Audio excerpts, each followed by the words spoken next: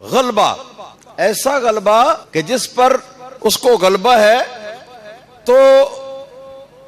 اپنے ارادے کے مطابق اس کو وہ مجبور اور مقہور کر لیتا ہے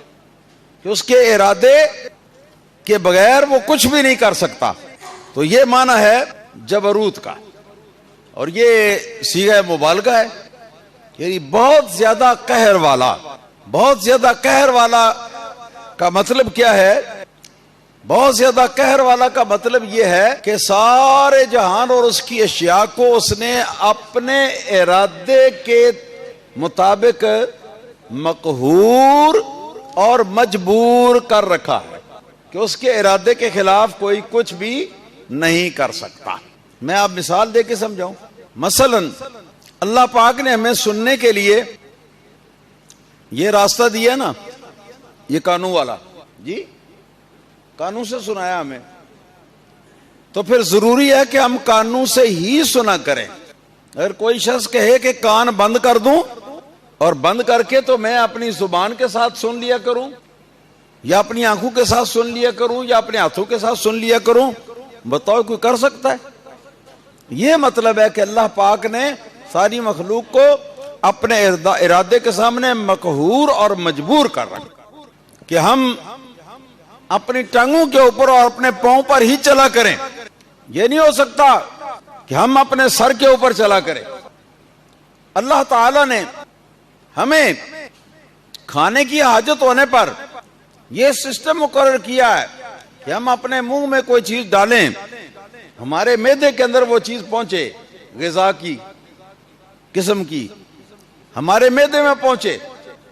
اور معدے کو حکم دیا ہوا ہے کہ وہ اس غذا کو ہضم کرے. وہ چند گھنٹوں میں معدہ اس کو ہضم کر دیتا ہے، اس کی ڈیوٹی ہے. تو اس کی ڈیوٹی جو ہے اللہ تعالیٰ وحدہ لا شریک نے لگائی ہوئی ہے، تو اس کا خلاف نہیں ہو سکتا. اب کوئی شخص اگر کہے کہ میں اپنے پیٹ کے باہر 8-10 روٹیاں جو ہیں وہ باندھ لوں اور پھر کہوں کہ میرا معدہ اس کو ہضم کر دے، یا اس روٹی کی طاقت جو ہے یہ مجھے حاصل ہو جائے، تو یہ نہیں بندہ کر سکتا. یہ معنی ہے مقہور و مجبور کرنے کا. یہ مقہور اور مجبور کرنے کی ایک حد ہے جی. مگر جس وقت اللہ پاک نے یہ ارادہ فرمایا، جو افضل المخلوقات اور اشرف المخلوقات انسان ہے، اس کو خیر و شر سمجھایا جائے اور خیر کے بدلے میں جنت دائمی اور شر کے بدلے میں جہنم، یہ اپنے بندوں کو سمجھایا جائے، تو اللہ پاک نے اپنے نبیوں اور رسولوں کو بھیجا ہے جو غیب کے جہان سے اللہ پاک کے حکم لے کر تو وہ بندوں کو بتاتے ہیں کہ نماز پڑھو گے تو جنت میں جاؤ گے،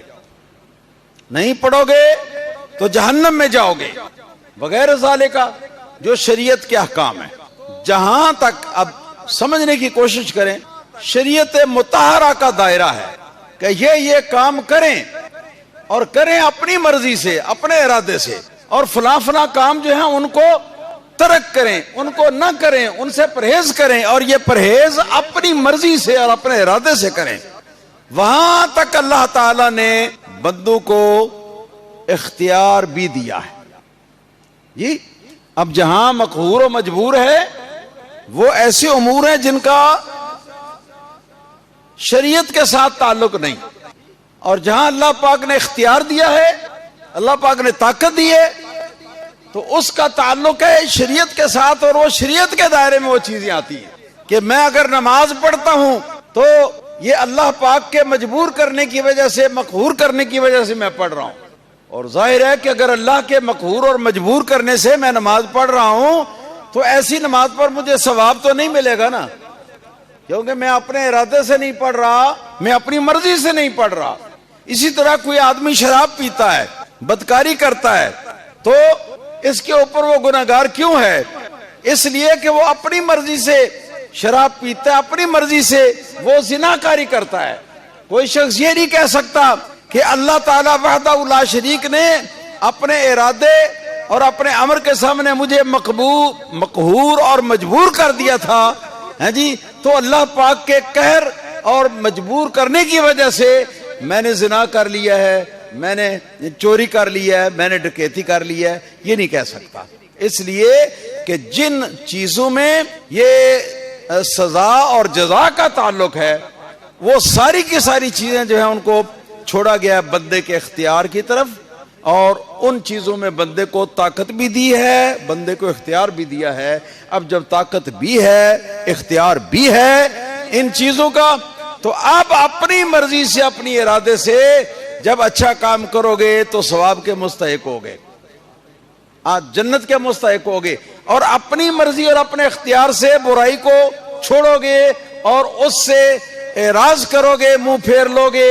تو یہ کیا ہوگا؟